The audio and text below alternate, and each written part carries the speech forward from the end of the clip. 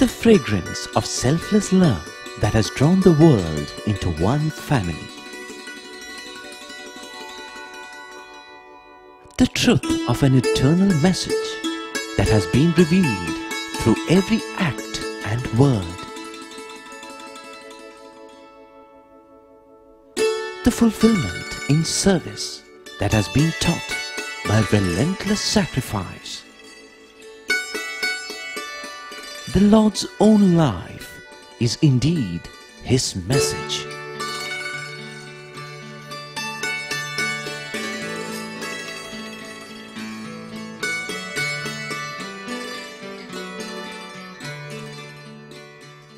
Sai Ram, greetings from Prashanti Nilayam. Today is the 26th episode of our month-long tele-serial entitled The Message of the Lord. And the theme that we have chosen for today is service to society. Now there are two reasons why we chose this theme. The first is because Bhagwan Baba regularly advises us to do service. And where students are concerned, Swami lays great emphasis on service to society. The second reason, and this is the more important one, is that Bhagwan Baba's life has been one long saga of selfless service to humanity as a whole. Surely, there are some things that we can learn from that. With that preamble, let us now get down to business. Service to society is far more common than we realize. Maybe some of it is done for earning a livelihood, but we do realize where we would be if there was no one to sell vegetables, drive buses, and so on. In fact, it is on account of all such activities that the term the service sector came into existence. True, the service sector is actually a part of the business sector and the service rendered is charged. At the same time, strange as it might sound, there is a spiritual element involved even here. But we shall come to that later, maybe. When Swami asks us to engage in service, what he means is that we must do something that would help and benefit the poor and the needy. Let us try to understand this in greater detail. The others also belong to you. And we consider the others different from us. The others are not so-called others, they are divine. Whosoever you render service, consider that service rendered to God only.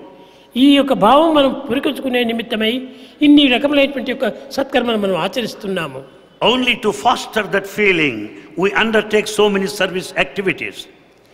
ఈ service activities అంతా కూడాను ఎవరి నిమిత్తం చేస్తున్నామని మీరు గుర్తించాలి. You should also know for whose sake you are doing service activity. మీ నిమిత్తమే మీరు చేస్తున్నారే కానీ పరుల నిమిత్తం కాదనేటువంటి సత్యాన్ని గుర్తించి వర్తించాలి. You should know the fundamental truth that you are serving others for your own sake, not for anybody. ఈ విధమైనటువంటి యొక్క స్వార్థరహితమైనటువంటి యొక్క ప్రేమలో మనం ప్రవేశించి we should have that selfless love in full. మనం ప్రపంచంలో మనము తగినటువంటి సేవల లోపల మనం పాల్గొనాలి. And we should participate in service activities in this world. For most of us, service normally means feeding the poor, running medical camps, and that sort of thing. Such grassroots service is very important, and its value should not be underestimated. In fact, there are many groups engaged in such activities throughout the world. There are people who help the handicapped, people who aid children, people who assist the aged, and so on. When Baba wants us to engage in service, does he want us to do this sort of thing? మీరేదో కొన్ని విధమైనటువంటి పరోపకారం చేస్తున్నామని భ్రమిస్తున్నారు. You imagine that you have been helping others. ఇది కేవలము గొప్ప సేవలు కాదు. They are not great service anyway. ఆ భావములు హృదయంలో ఏమాత్రం కూడాను ప్రవేశించకుండా చూసుకోవాలి. See that such feelings don't find a place in your heart. అప్పుడే నిజమైన సేవలుగా రూపొందుతాయి. Then only it will be true service in spirit. Service అనగా ఏమిటి? What is service? ఏదో మనం సేవలు చేయటం సర్వీస్ అనుకుంటున్నాం. We think some activity The is best service. way to love God is to love all, serve all. The best way to love God is to love all Prema and చేత మనం serve all. ప్రవర్తించాలి. We have to do service with love. ఆ ప్రేమ చేతనే మనం ఈ యొక్క పనులు చేయాలి. We have to do all activities with love. అప్పుడే నిజమైనటువంటిది. ప్రేమ అనేటువంటి యొక్క పాజిటివ్ లేకుండా ఎన్ని సేవలు చేసినా అవంత నెగిటివ్గానే మారుతుంటాయి. Without this positivity of love, however number of services you render, they're all... The fact is, most of the service done by various organizations, NGOs as they are often called these days, is well intentioned. Further, the service is rendered in a humanitarian spirit. There is absolutely no question that such service has done a lot of good to millions all over the world. Keeping that in mind, let us remember that when we do service, Swami wants us to add something unique and extra, which is the spiritual element. That something extra being very special, let us spend a few moments trying to understand its significance. Normally, when a person does service, it is not unusual for that person to think of the good he or she has done to others. Swami, on the other hand, is quite emphatic that we should not spend any time thinking about any good we might have done.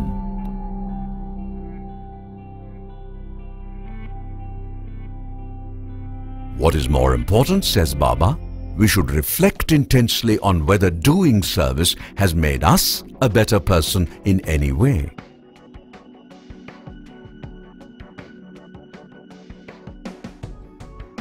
We are sure this would come as a terrific surprise to most people, but there is a good and deep reason why Swami wants us to introspect in that manner. He says that while it is true service when it is always rendered to help the needy, for a person on the spiritual path, service means something much more. Baba adds that there are three things a person must pay careful and serious attention to. Firstly, the person must not expect any reward or appreciation or even a pat on the back for rendering service. Maybe others might praise the person for his or her dedication, commitment, etc. However, that praise must sit lightly and not go to the head. Rather, it must drop off like water from a duck's back.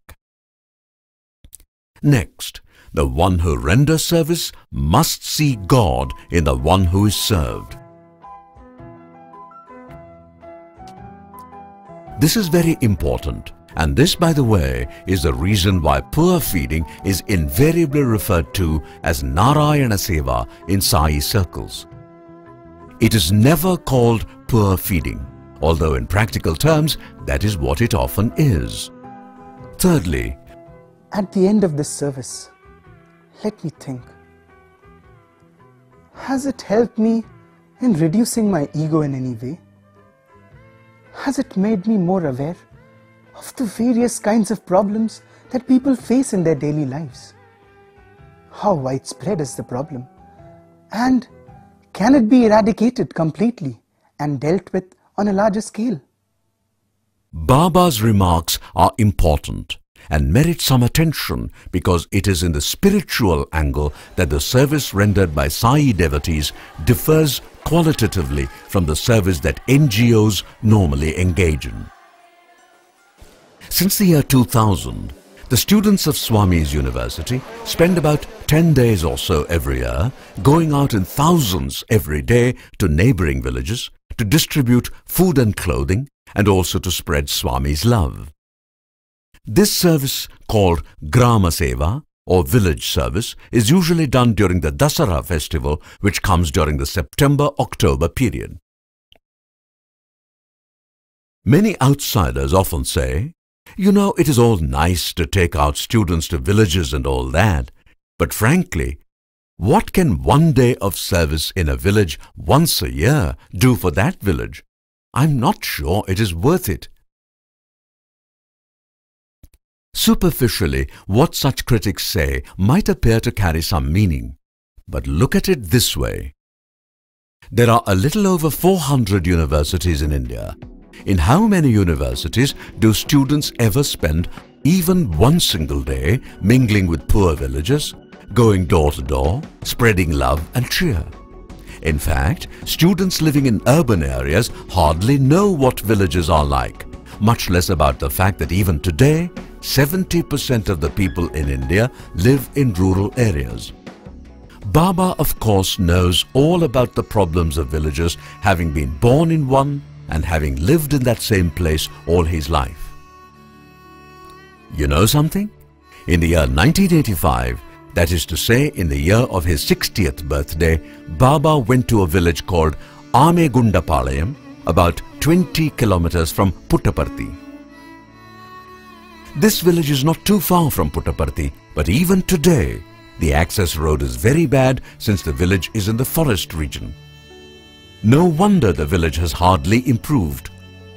Getting back to Swami's visit to this village, Swami, in a discourse given to the villagers and to the students who went with him, said, "God, the Vedas say, has thousands of eyes.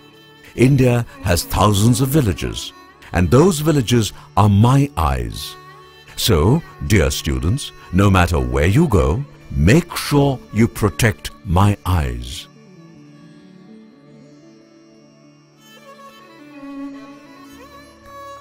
What could be more clear? It is because of that early signal, plus the training that students get during the annual Grama Seva, that many ex-students now do rural service all over the country, wherever they are, especially during weekends. Now, are there other universities whose graduates do regular village service in a similar manner after they become employed? None at all. So you see, villages around Puttaparthi may not benefit immensely from the once-a-year visit, but a seed is planted, and that bears fruit all over the country. Time now to return to a couple of points we skipped earlier, but which are important nevertheless. Let us go back to the service sector. Today the service sector is huge, with people engaged in all kinds of activities. All these activities, be it driving taxis, or working as nurses, or doing construction work, or any other activity for that matter, involves people engaged in some kind of work that benefits the public at large in some manner or other. A traffic policeman serves society just as much as a doctor and a teacher do. True, the airline staff, the teachers and the policemen all do their respective jobs for a salary. But remember, often they do much more than what one might expect them to do on the basis of salary alone. During the famous 9/11 attack in New York City, so many firemen belonging to the New York City Fire Department lost their lives.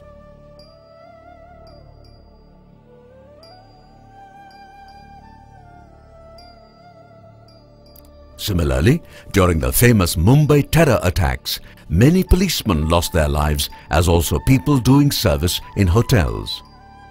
Clearly, these are calls beyond normal duty.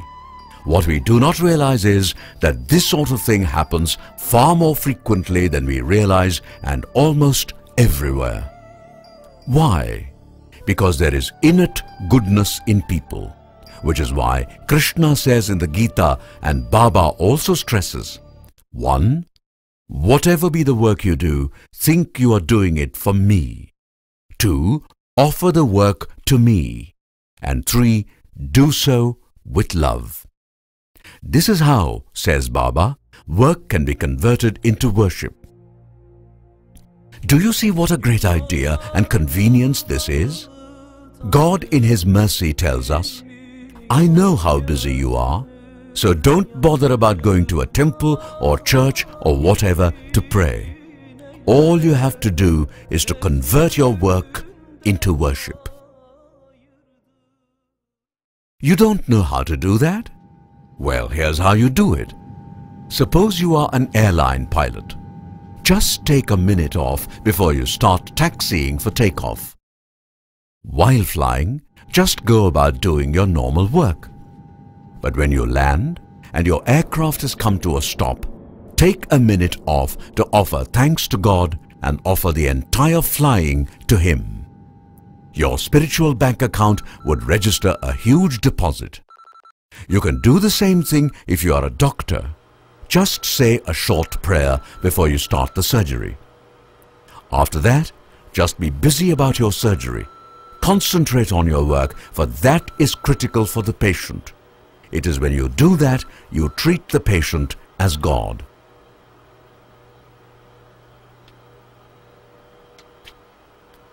And when it is all over, just say a short prayer thanking God. So that's how simple Baba has made it all for us.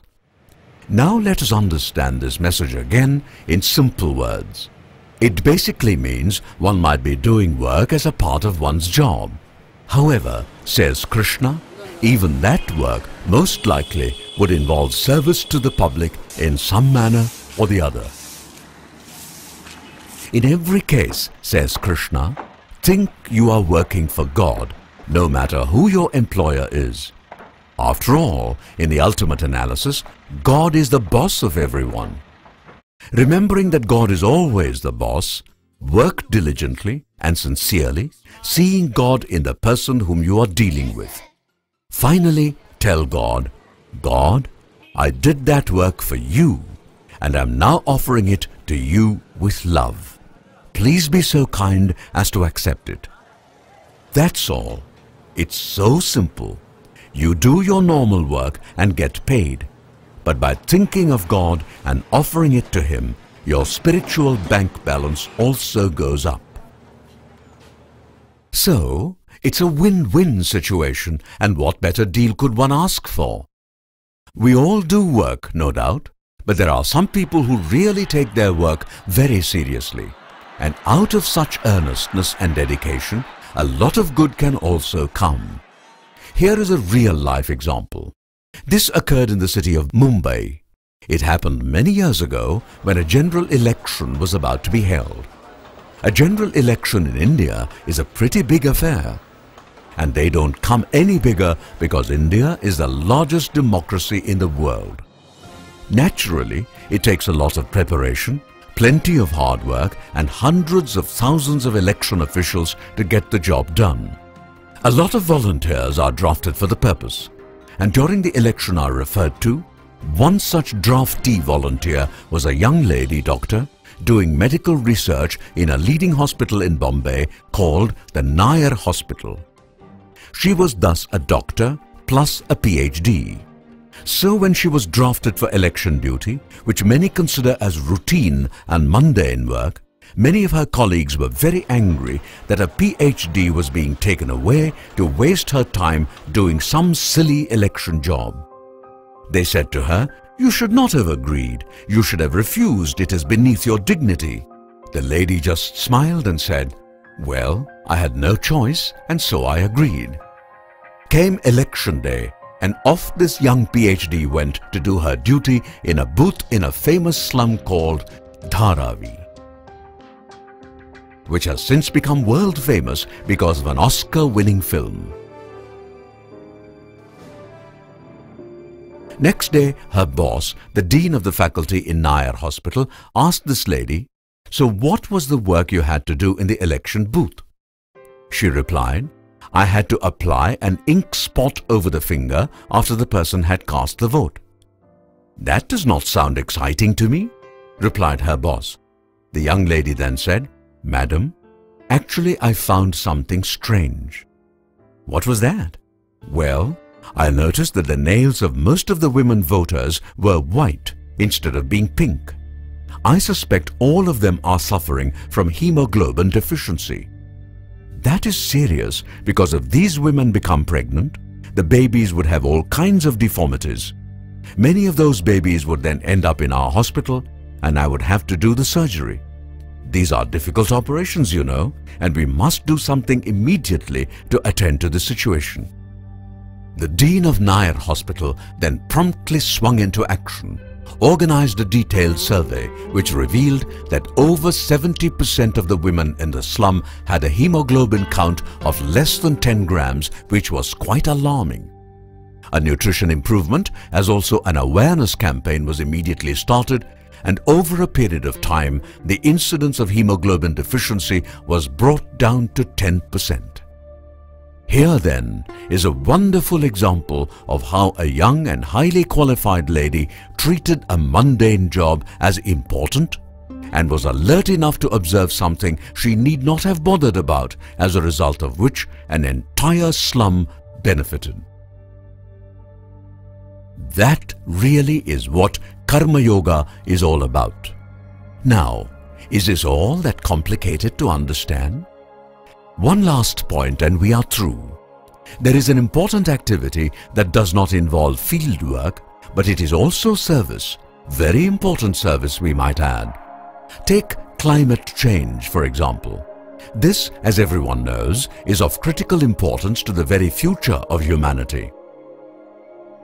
Meetings and conferences are held all the time to discuss this, but after that, little happens, which is both sad and disappointing. The reason why most of these conferences end in stalemate is that the people attending represent different interest groups, each of which is keen to protect its own self-interest. People may say great things in their speeches, but at the end of the day, selfishness and groupism scuttle decisions. Meanwhile, both the planet and the people on it suffer. If we are really serious about solving problems, and solving global problems is also a service, in fact a great service, then we have to pay serious attention to the spirit in which problems are to be solved, and that precisely is where the spiritual aspect enters the picture. We are sure all that would have sounded rather confusing, and so, by way of explaining the point, let us take you back to an earlier era when the Lord came as Sri Rama. People in India know all about the Rama avatar, but for the benefit of people overseas who might not be aware, this incarnation took place a long time ago. Some might have witnessed the celebration of the birth anniversary of Rama, which usually comes in the March-April period. It is not possible to go here into the story of Rama, nor is it necessary, since Baba has talked about it many times. Besides, he has also written a book about the Rama avatar. Towards the end of the Ramayana, Rama invades Lanka in order to wage war against an evil king called Ravana, who was the ruler of Lanka. Earlier, Ravana had abducted Rama's consort Sita, and it was to punish Ravana as well as rescue Sita that Rama invaded Lanka. That is the historical background to the incident we are about to narrate. When Ravana comes to know that Rama's forces are invading Lanka, he hurriedly calls all his counselors for a meeting. He begins the meeting by saying that the advice one receives from one's counselors fall into three categories: the good, the mediocre, and the bad. Good advice is arrived upon by the counselors by unanimous decision. It seeks good for all and is supported strongly by the scriptures. Mediocre advice is based on weak consensus among the counselors holding differing points of view. Bad advice or third-rate advice is basically a cacophony, where the advisors hold strongly to their own points of view and shout down their opponents. It becomes something like a competition, and nobody bothers about the viewpoints of others, even though they may be valid. These words might have come from a so-called bad guy, but they are worth reflecting upon nevertheless. Why? Because they explain why the manner in which we are currently trying to solve all problems is actually a mediocre approach. The point is simple. If we engage in horse trading while trying to solve really serious problems, all we would get in the end would be an anemic consensus. And that after spending a huge amount of money to hold the conference. Experts invariably use their head to solve the problems. The head is very good in creating problems, but very poor in solving them. And that precisely is where the heart or the spiritual element comes into the picture. Incidentally, it is ironic that the perceptive remark about what constitutes a good piece of advice came from Ravana, who got into a problem himself because of the mischief done by his head. So you see, service is not just poor feeding, running medical camps and things like that. It is a term that covers a broad spectrum of activities, including the work that we do. Anything becomes service if it is done with God in mind as an offering to God. That is how service becomes spiritual and work becomes worship. And that is what Swami has been telling us repeatedly, again and again. That is all we have today for this episode. We hope that you join us tomorrow for the next episode in this series. Until then, Jai Sai Ram.